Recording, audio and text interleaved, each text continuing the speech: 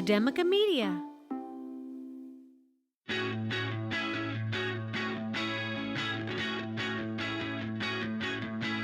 From Academica Media Studios in Miami, Florida, it's Big Ideas in Education, a weekly recap of inspiration and innovation in your schools.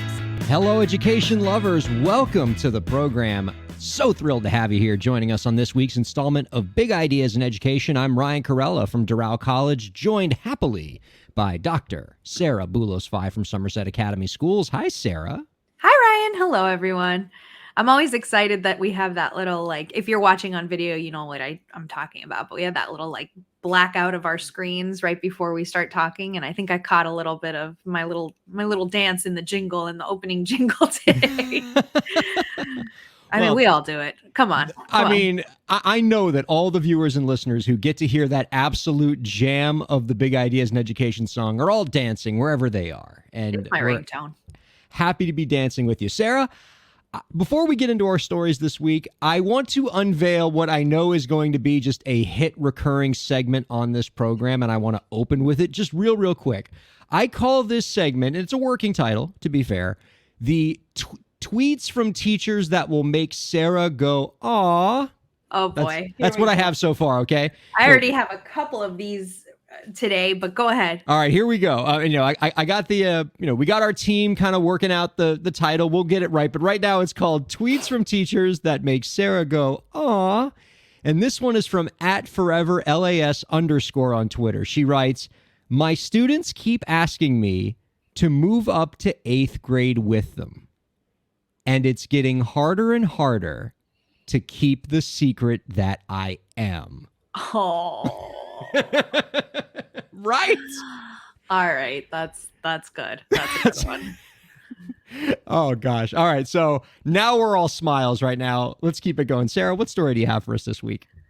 This week, the U.S. Department of Education announced the 58th class of U.S. Presidential Scholars, an award recognizing high school seniors from across the 50 states, the District of Columbia, and Puerto Rico. Over 5,000 students qualified for the award by their outstanding performance on the SAT or ACT, or through nominations made by the state or partner organizations such as the National Foundation for the Advancement of Artists, Young Arts. The program has been in place since 1964, and since then has honored over 7,900 of the nation's top performing students. In 1979, the program was expanded to recognize students with outstanding artistic achievements in addition to the academic. And most recently, it was adapted again in 2015 to recognize students who demonstrated ability and accomplishments in the career and technical education, or CTE, fields. Secretary of Education Miguel Cardona praised these students who have had the majority of their high school careers take place during the pandemic, saying, quote, "I joined President Biden to celebrate a class of scholars whose pursuit of knowledge, generosity of spirit, and exceptional talents bring our nation tremendous pride. Throughout one of the most trying periods in our nation's history, and amid our recovery from the pandemic, our students have once again demonstrated their strength and that they have so much to contribute to our country. Thanks to them, I know America's future is bright." Congratulations to this incredible group of students. You make us all very proud. Oh, wow. That's really cool. And I love the history of that, Sarah. I didn't know that the Presidential Scholars Program went all the way back to the 60s. Neither did I. That's really cool. And I also, I always assumed, I had just thought forever that it always had the artistic component. And I wasn't aware of the career and technical education. I love how this very prestigious honor is evolving to address the different needs that we want to emphasize in the education system. I think the White House's efforts to recognize the work of CTE students is right alongside and consistent with the emphasis within the education system on career and technical education. So that's a welcome development.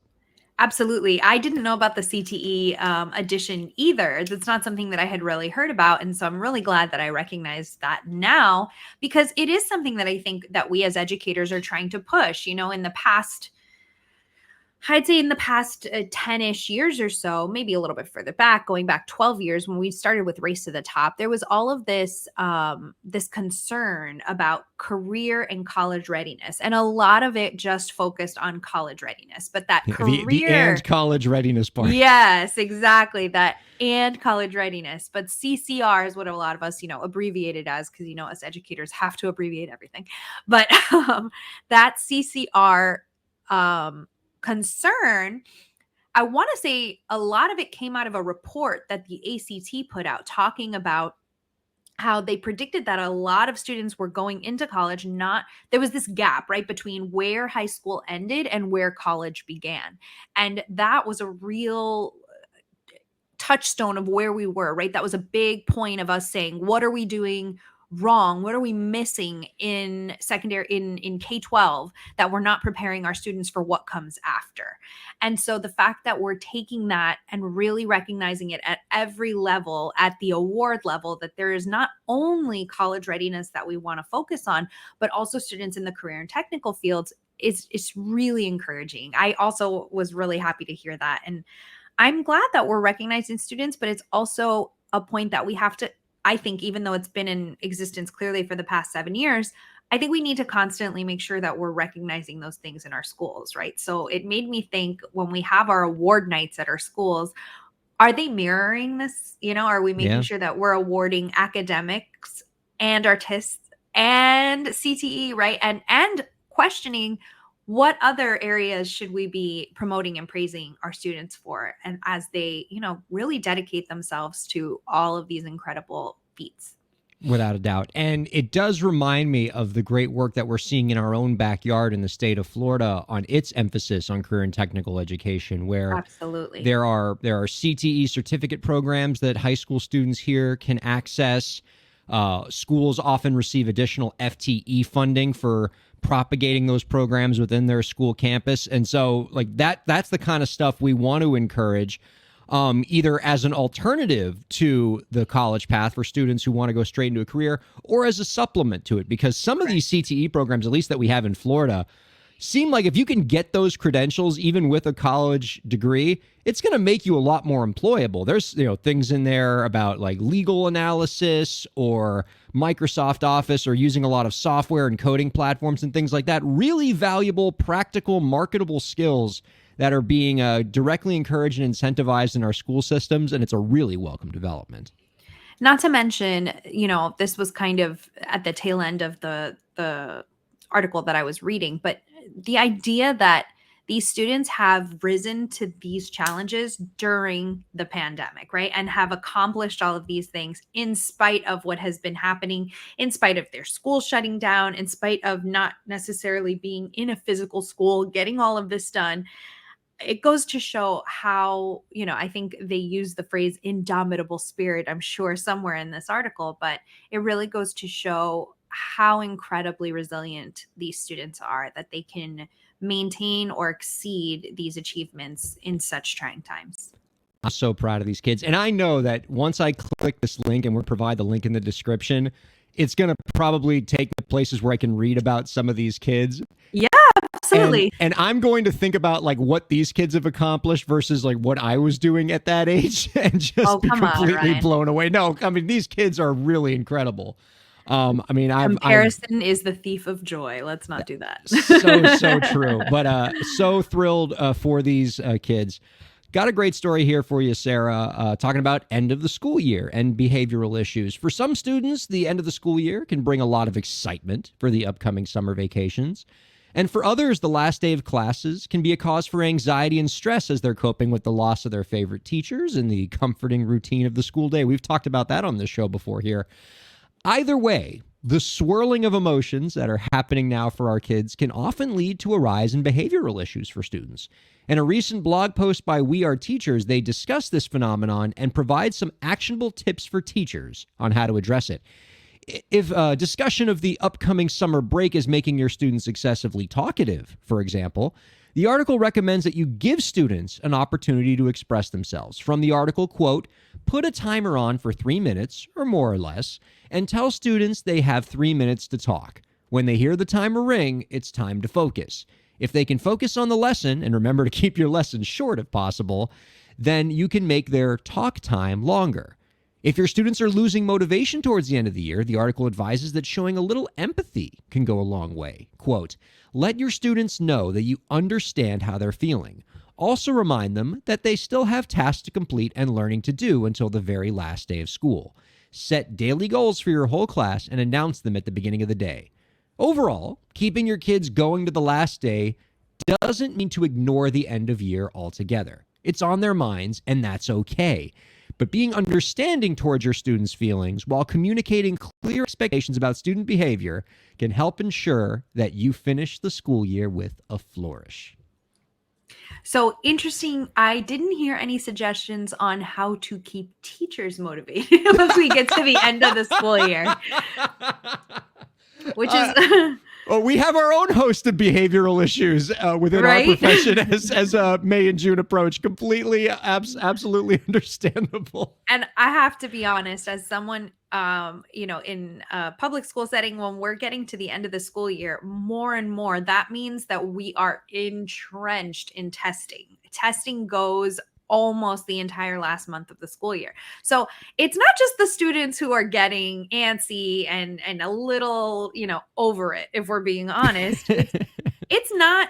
It's not encouraging to come to work every day and do testing. I mean, testing is not what any teacher goes, nobody wants to become a teacher because I want to proctor a test. I just love proctoring so I just much. love reading those instructions and making sure the pencils are sharpened and making My sure two that favorite words are pencils down. Yeah, right. I mean, it is not encouraging. So it takes a bit of motivation, not just for the students, but for the educators. So as a school leader, as a school administrator, I think that this is something we need to take to heart, that the morale and the overall vibe of the way things are going in a school will change at this point in the school year. So ignoring it, and I do see sometimes people are like hypersensitive to certain behavioral issues. That is not going to help the situation, right? So everybody's a bit tense because you're dealing with all of that testing.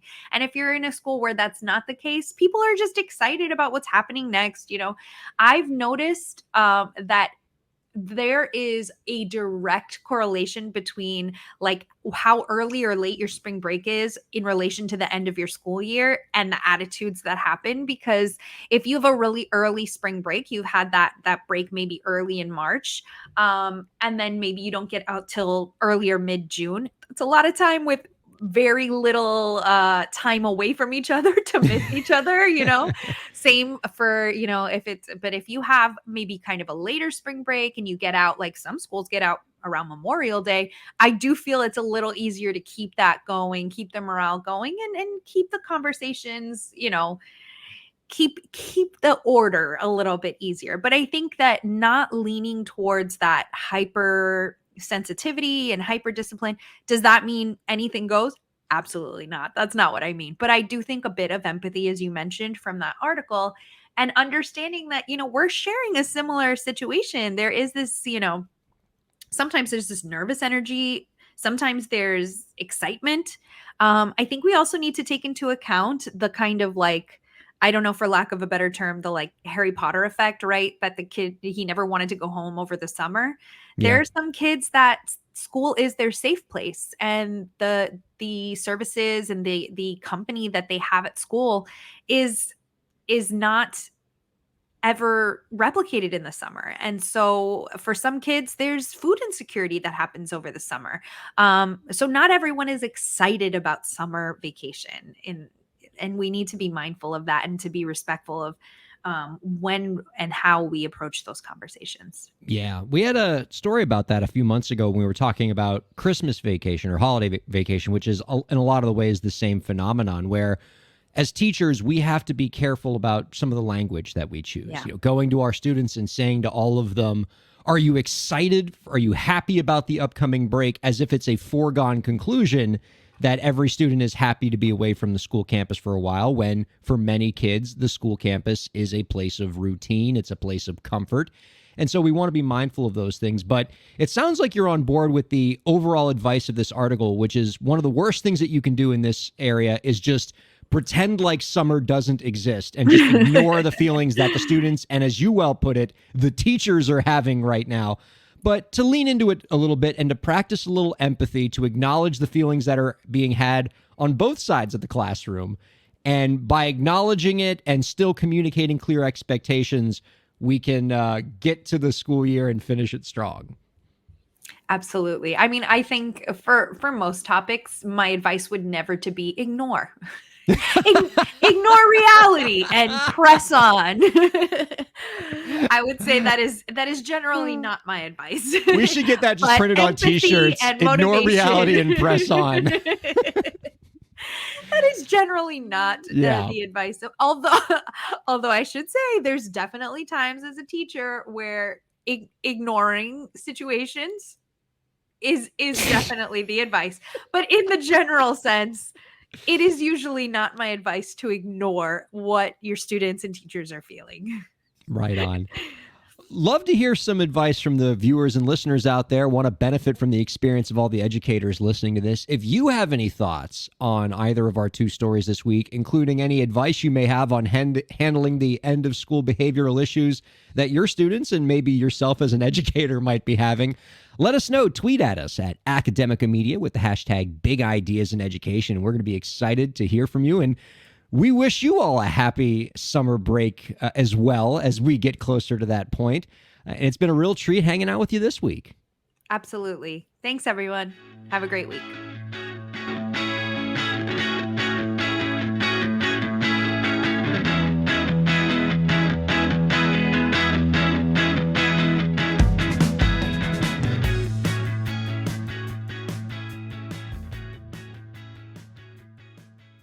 The views expressed on the preceding program have been those of the hosts and guests and do not necessarily reflect the views of Academica, its clients, staff, affiliates, or advertisers.